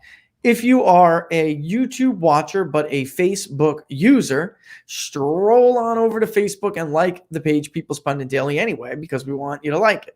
If you're a Facebook watcher, Facebook Live watcher, but you have a Gmail or YouTube, stroll on over to YouTube and like it anyway, because we want the likes. Ultimately, the best way, of course, to support the show is to subscribe to People's Pundit Daily, which you can do by going to ppdnews.us/subscribe. ppdnews.us/subscribe. You guys can choose whichever option you want. There are also non-committal ones, which means you get to buy based on credits. A lot of people who just want to look at charts, especially the economic data. So I want to look at the historical data on a series indicator or something. So they don't want a monthly commitment or whatever. So they'll just buy the credit tier. And you can, I think it's like $1 per credit. And I think like every story or every chart's $1. So you really get to pick and choose. You don't have to make a commitment to spend money every month. But, and then of course you could do monthly or annually, whatever. But yeah, get some data for your dollar. I mean, people do donate, but we'd rather you get a service for your money, right? And that's the whole point of this. So, okay, it's 11:36. I'm not going to blabber on here to waste some time. I am just going to tell the producer, if you see any questions that you want me to answer or that I missed Friday, by all means, go ahead and send them now so I can have a bit of a heads up and not get boxed in back to the wall like I did on Friday. All right, talk about Broward County real quick so I can answer this question. For those of you who don't know, Broward County was run by somebody called Brenda Snipes. I see you yelling at me. Yeah, Brenda Snipes. And then also, she's escaping my mind now, but Palm Beach was another winner. Ron DeSantis had too big of a lead in 2018 for them to steal. I'm talking about stealing the election by filling in absentee ballots and doing what you heard about on Friday's show, which is ringing up votes, right? Which they do in big urban Democrat areas. And we're not going to lie and say they don't. They absolutely do. All right. They were too big for Ron DeSantis' lead, but not too big to take the agricultural commissioner, which they wanted badly because it has a lot to do with gun rights down here, who gets a gun, who doesn't. And then also the senatorial race between Rick Scott and Bill Nelson. Bill Nelson ultimately did not prevail. He was defeated, a 3-term incumbent, and that was all she wrote. But it was very close, and had Mark gotten his way in court, they would have been able to use provisional ballots, right? So, yeah, I will absolutely answer that one about polling. But they would have been able to use provisional ballots to be able to overturn this. A lot of them that you can dig up, that you can find in a trash can, that you can find in a box that someone mysteriously left in their trunk. I mean, this crap happens. I mean, it happens. Anyway, Brenda Snipes has long been, and she was the supervisor of elections, the SOE, in Broward County, the biggest Democratic area and stronghold in the state. Everybody knew Brenda at least permitted shenanigans, fraud, all right? She was removed. And I was asked on Friday, what do I think of the person who has replaced Brenda? In truth, I really can't answer that because actions speak louder than words, right, folks? It's like the old saying, actions speak louder than words. We will see. We'll see. All I can tell you is that it is well known that Ron DeSantis will, if you get caught in 2020, you're going to be in deep crap. And I'm telling you this, Rick Scott was not afraid to talk about it. But he wasn't as aggressive. If you are a Democrat and you're in some area in Miami-Dade or one of the Democratic, areas, or you're in Broward, and you have for years been used to ringing up votes, I would be extremely worried if I was you to do this time around under Ron DeSantis. I wouldn't put it past him to put sting operations in place after what we know happened last time, which were elected officials running for elective office from the actual party, promoting what is electoral fraud, fill in your ballot even though you didn't do it yet, get it back. We're going to try to get them counted. We're going to go to a judge and ask them to. We have laws in this state. If you don't abide by them, if you are advocating for people to vote after Election Day, which is what they were doing in some areas, I can tell you, I know that raised a lot of eyebrows among some Republicans down here who for years would kind of dismiss people like me, who said, this is prevalent. Not only does it happen, it's prevalent.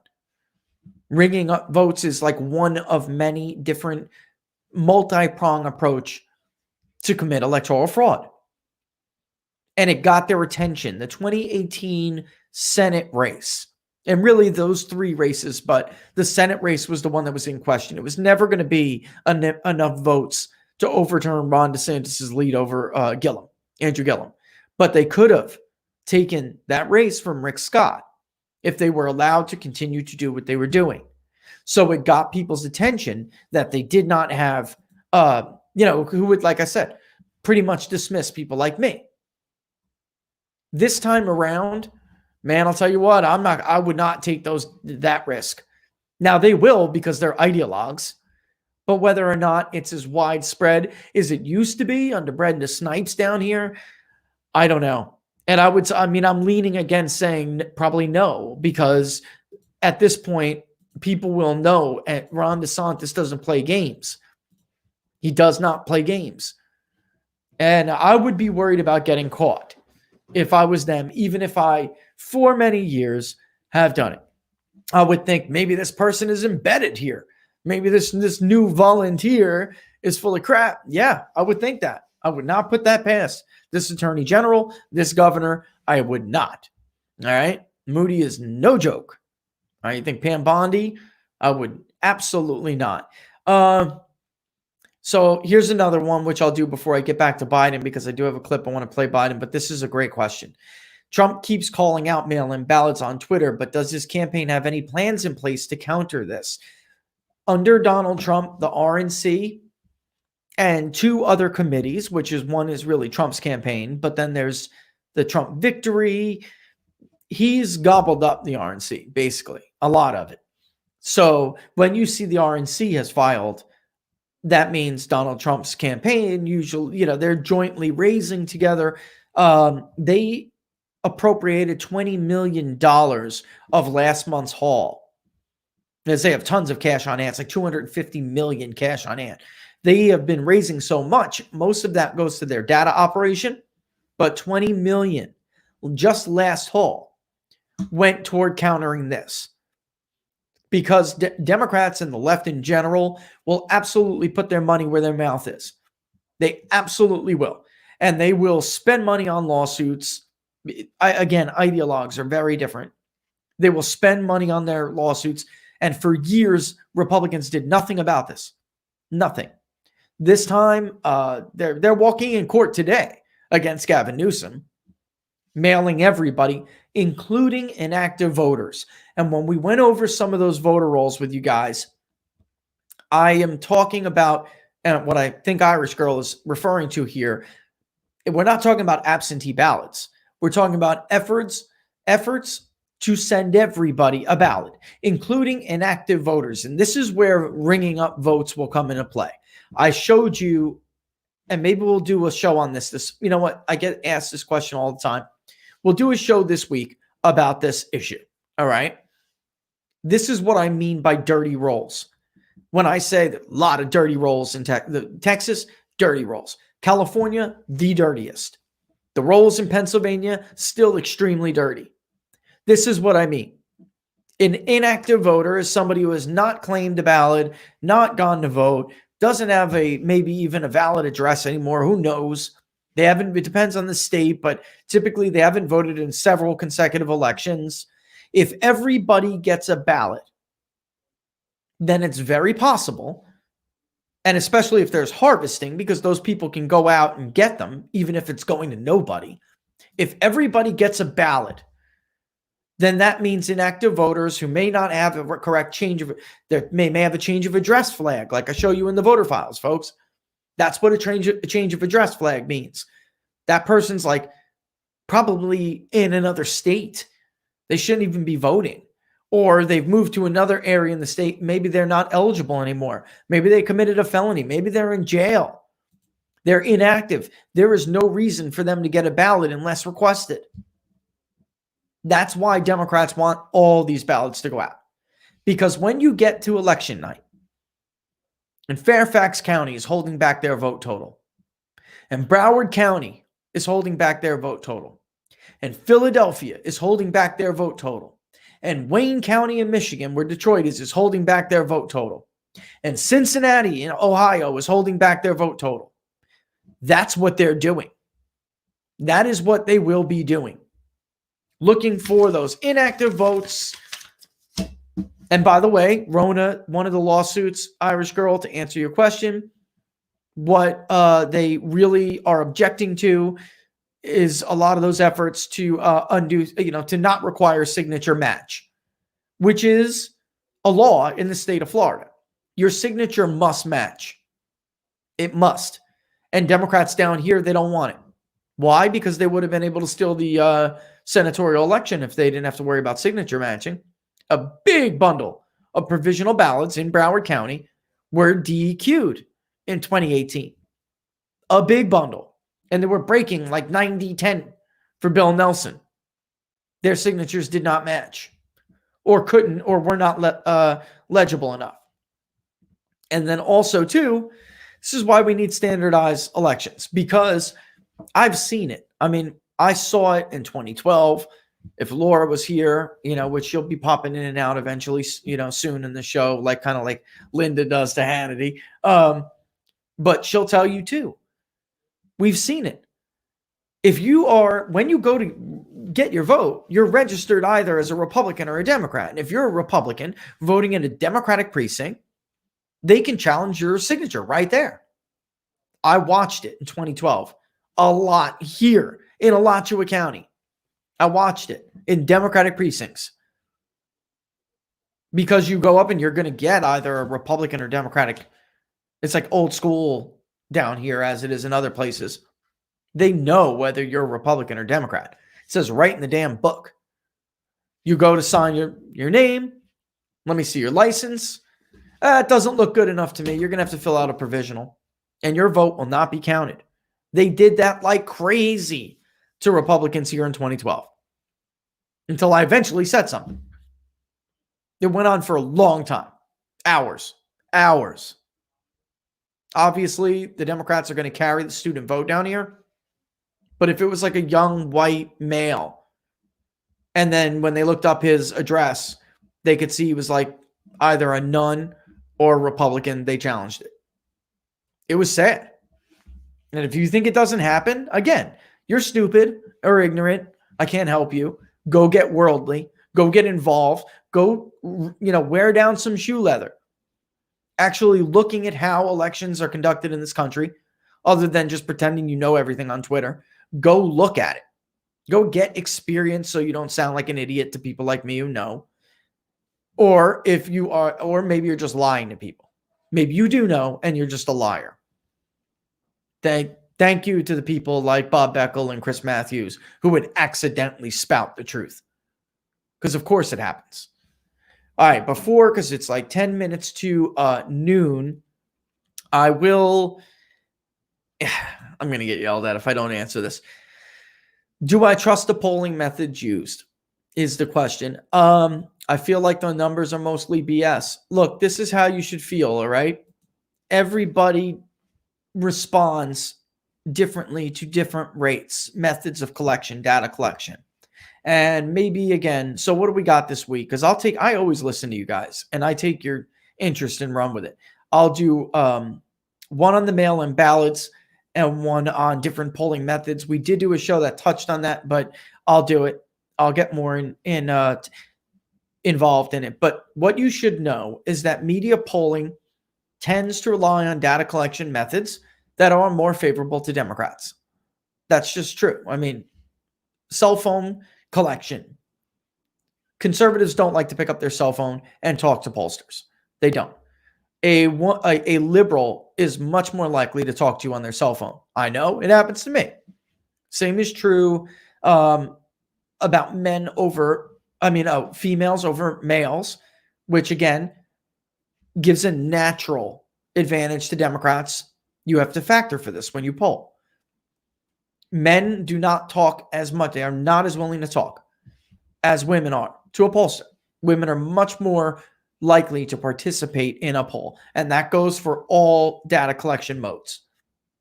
Conservatives are much more likely to talk to interactive voice response. So if we tell them, even if it's a live caller who picks up, "Hi, sir. Hello. This is so-and-so from Big Data Poll. We're conducting a very important media survey. Your participation is vital, but it's voluntary. Do you have a few minutes of your time?" Yes. Okay. If it's, we will actually, some people get funneled off into interactive voice response because we'll say all your responses are anonymous. The answers you give are confidential. And we'll notice conservatives will not, they are more likely to finish the interview if it's conducted by giving them anonymity using interactive voice response. If you leave them on the phone with a live caller, especially if it's a longer survey, they'll hang up. Right about the time where you go, "What is your annual household income?" Right, Laura? Tell them. Laura's in the chat. She'll tell, "What's your annual household income?" "Up yours." Click. That's how Americans are. They're very funny. What's great about voter files and why random digital dial is so archaic. Someone like who uses random digital dial, like Quinnipiac, they're done. It's over. They don't really know who they're talking to. So they just wasted that response. It's gone. That person is going to vote, but they don't know and they can't use them because they didn't finish the interview. With me, I know exactly who I'm talking to because I use voter files. And anyone who uses voter files, like Nate at the New York Times, he uses voter files. So somebody may hang up on Nate. That's okay because I could go back and look. And chances are I know what your household income is anyway. So if you hang up on that, which I always make I make the last question because it is most sensitive. I'm still going to be able to collect your response because I know who I'm talking to. But conservatives have a very nasty habit of hanging up in the middle of the damn survey, which is, I'm not going to give away some of the secrets, but we've learned over the years to do a continual reassurance throughout the duration of the interview, which keeps people on longer so they don't, yeah, I know I'm going to get yelled at. But we have techniques that increase our participation rates, which has been a big problem for pollsters. Response rates, that's how often people will actually respond and then say they'll do it. And then really there's some, in the modern world, there's something a little bit more expansive we call participation rates, which means, all right, they picked up, they're willing to talk, but will they finish that interview? And conservatives are much more likely to trust online, by the way. All right. But if not, they want to know that the interview is not, that their responses are confidential and that they have anonymity. That is very important to conservatives. And it makes sense. Cell phones are more likely to collect from liberals. Urban and metro people, they are most likely to conduct an interview with a live caller on their cell phone. You can't do interactive voice response on a cell phone. It's illegal in most places. So, hey, just tell us who will win 2020. Listen, 6-7 months in politics is a long time. But the point of the show today, which is Biden's risky strategy, is that if the economy come August, September does what it absolutely can do, which is a big bounce back, then Mr. Face Mask has got a problem. All right? He's got a big problem. This right here is a perfect example of Joe Biden being Joe Biden. I'm putting this up right now to show you because this is not the most confidence exuding picture. I don't want my president wearing a mask. He is tested every day, so it makes it unnecessary for him to wear a mask. He can't be an asymptomatic carrier, so that's kind of pointless. But, getting aside from the coronavirus thing, Joe Biden, how are you going to get those voters back? We talked about how are you going to shore up those working black men who are willing to give Donald Trump a look. He goes on the Breakfast Club. He makes that stupid comment on and that we didn't talk about on Friday, and Trump just whacks him over it. And I want to show you the line of attack that the Trump campaign is going to use. And if you don't think this is going to be effective, then you don't know that group of people. All ads should be tailored to be effective to each demographic group that you're speaking to. All right, we're almost out of time, so enjoy this. It's going to be funny. All right, so just enjoy it. But I tell you, if you have a problem figuring out whether you're for me or Trump, and you ain't black, take a look at my record, man. When I marched in the civil rights movement, I marched with tens of thousands of others. He had not actually marched during the civil rights movement and kept telling the story anyway. I came out of the civil rights movement. I was one of those guys that sat in and marched and all that stuff. Now, his aides went back to say, look, he was in office marching for the idea. That's not what the word marching means. Twitter. I was not out marching. If you have a problem figuring out whether you're for me or Trump, and you ain't black, they're going to put you all back in chains. and you ain't black, Poor kids are just as bright and just as talented as white kids. you ain't black, you ain't black, you ain't black, you ain't black. The most racist thing a person could tell me is that I'm supposed to choose something based on my race. You ain't black.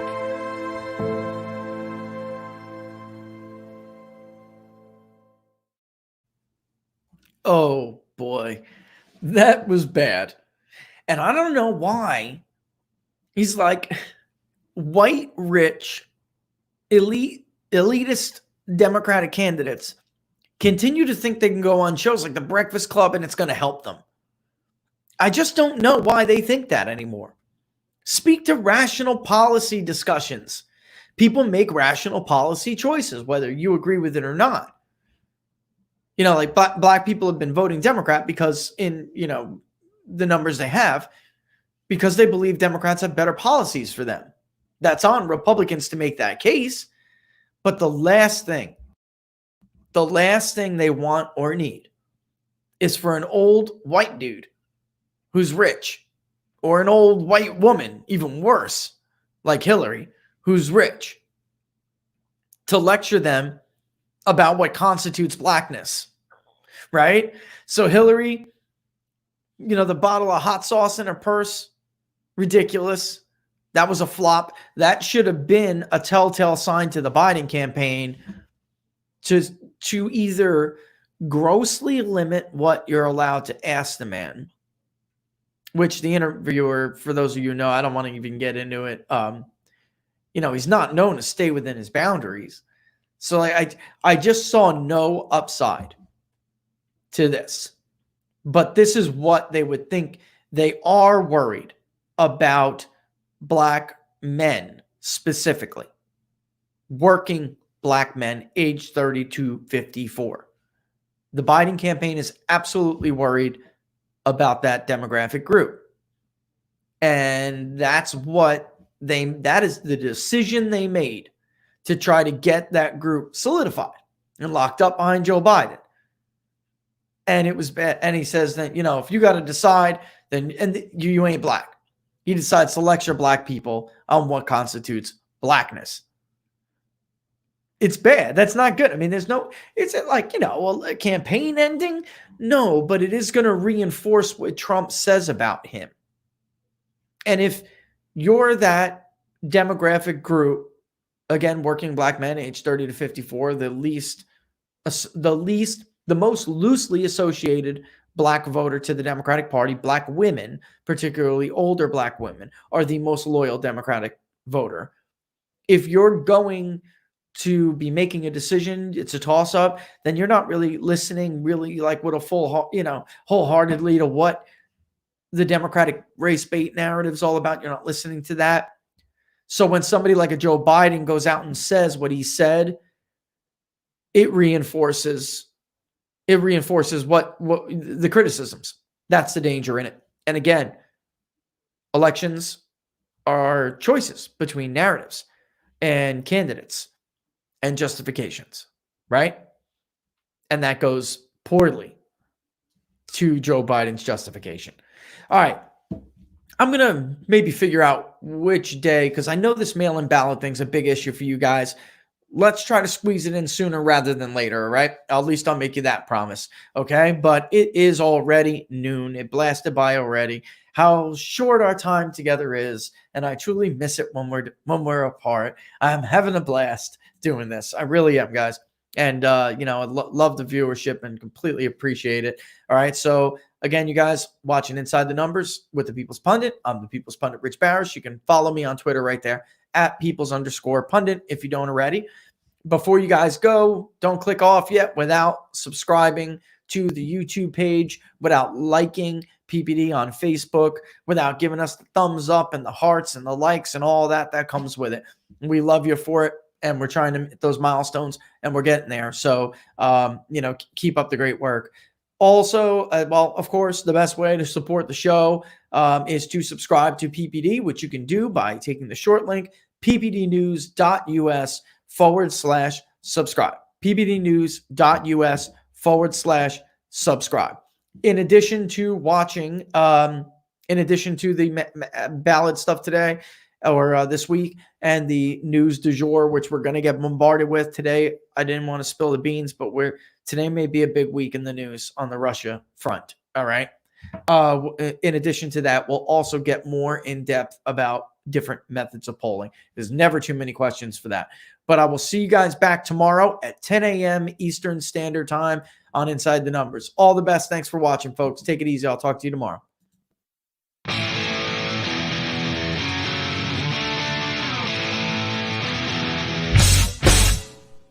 How much you wanna bet that I can get you back inside your head before the summer ends and spread a little love.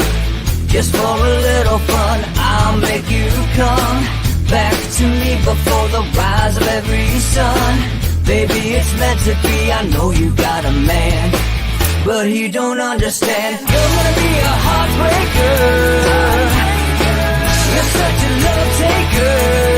So just suck me in and you can toss me like a cigarette. 'Cause I just wanna be a bad habit, yeah.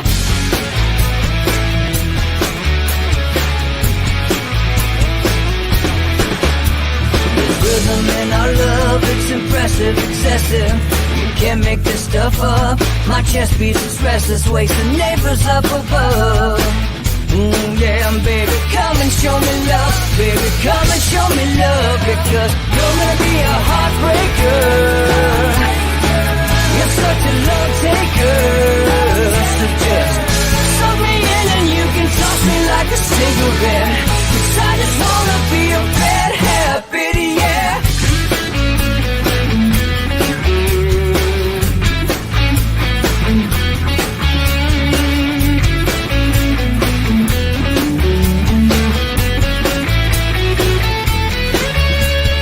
Get on a plane and take a one-way ride. Steal us away to find a place we can hide. It wouldn't take much to disappear for a night. Just to give in to the need and leave it all behind. 'Cause I know that you know that I know that you want me. You told me, now show me, come blow me away. 'Cause I know that you know that I know that you want me. You told me, now show me, come blow me away. You're gonna be a heartbreaker.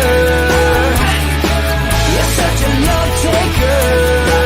So just suck me in and you can toss me like a cigarette. 'Cause I just wanna be a bad habit, yeah. You're gonna be a heartbreaker. You're such a love taker. So just suck me in and you can toss me like a cigarette. 'Cause I just wanna be a bad